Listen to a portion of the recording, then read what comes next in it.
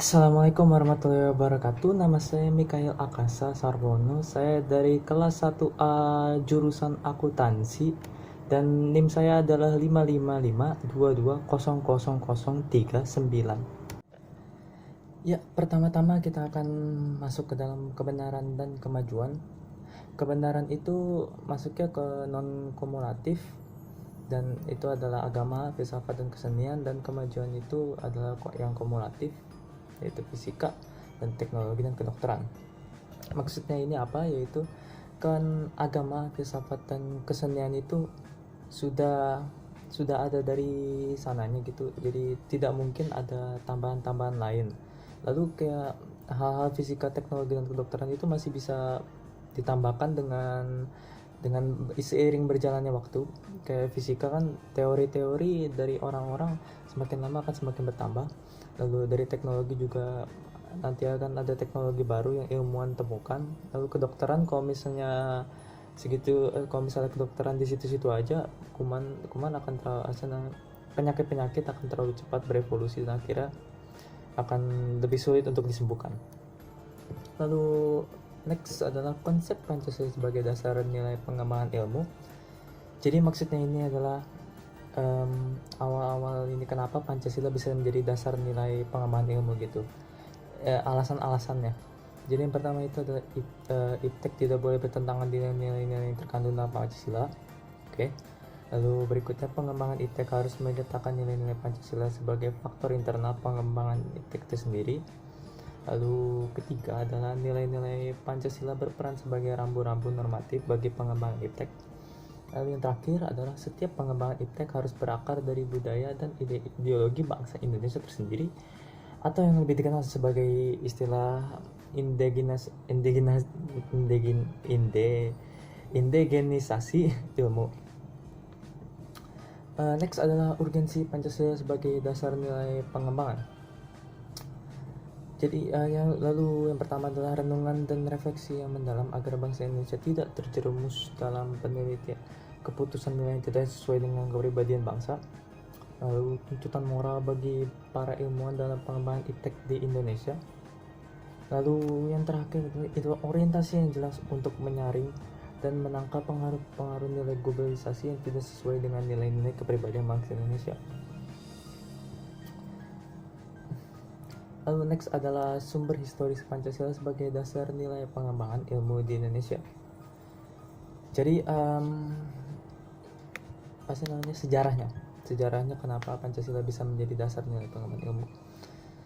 Yang pertama adalah nilai-nilai spiritualis, kemanusiaan, solidaritas, kebangsaan, musyawarah dan keadilan itu sudah ada sejak ketika Indonesia masih Hindia Belanda. Lalu kuliah umum Pancasila 1958 dan 1959, Pancasila sebagai blueprint. Lalu yang ketiga adalah seminar Pancasila sebagai orientasi pengembangan ilmu di UGM pada 15 Oktober 1987, asas dan pendirian hidup. Next adalah penerapan Pancasila sebagai etika ilmiah. Yang pertama adalah hormat terhadap hayat, itu penerapan sila 1 kepada Tuhan dan kepercayaan kita.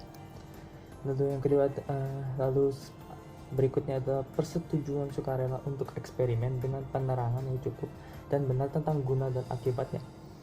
Itu ada sila kedua dan sila kelima. Lalu yang berikutnya adalah tanggung jawab sosial ilmu pengetahuan dan teknologi harus lebih penting daripada pemecahan persoalan ilmiah. Itu sila kedua dan sila kelima. Jadi terkadang kita harus ada benarnya kita mementingkan pemecahan persoalan, tapi juga ada kadang-kadang kita juga penting untuk menjaga ilmu sosialnya.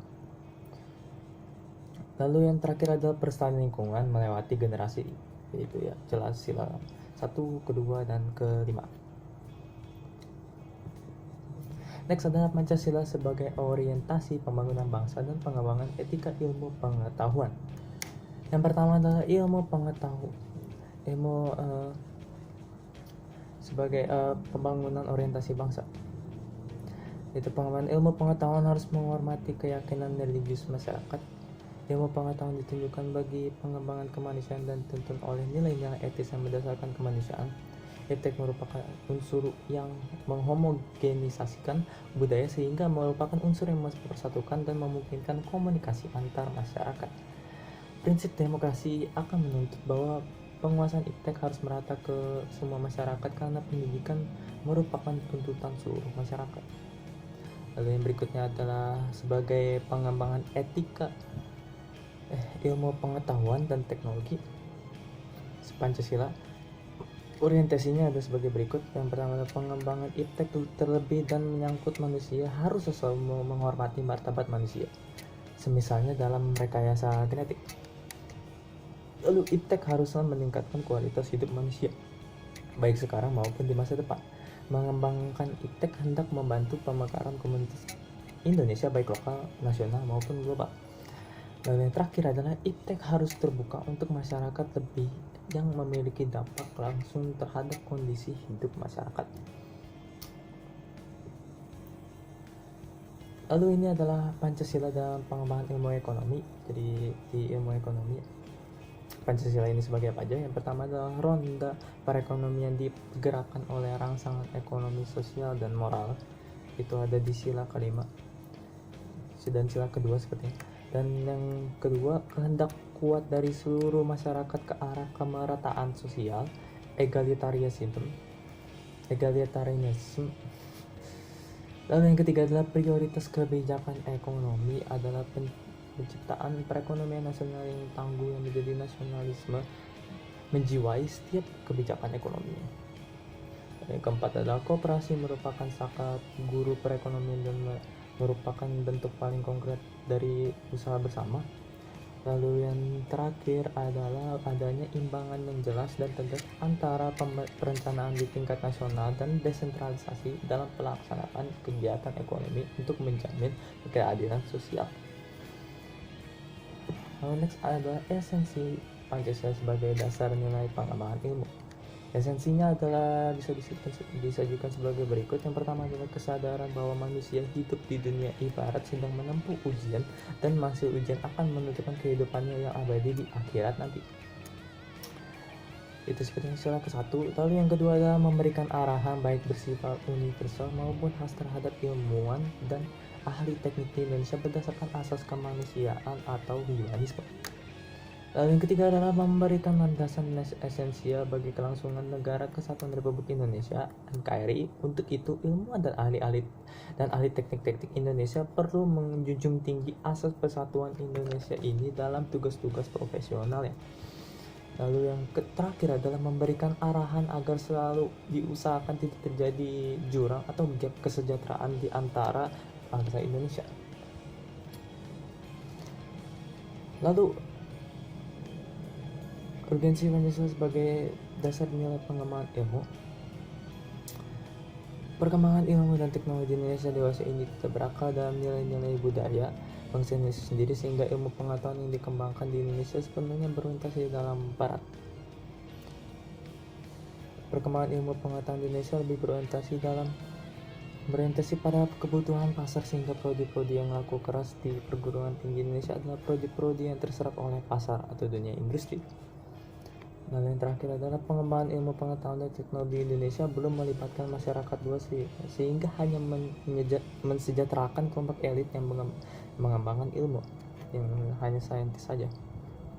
Jadi ini adalah apa yang ada di masyarakat sekarang ya, seperti Pancasilanya itu masih ya sebenarnya apa yang ada di masyarakat sekarang, gambarannya ini kayak gini.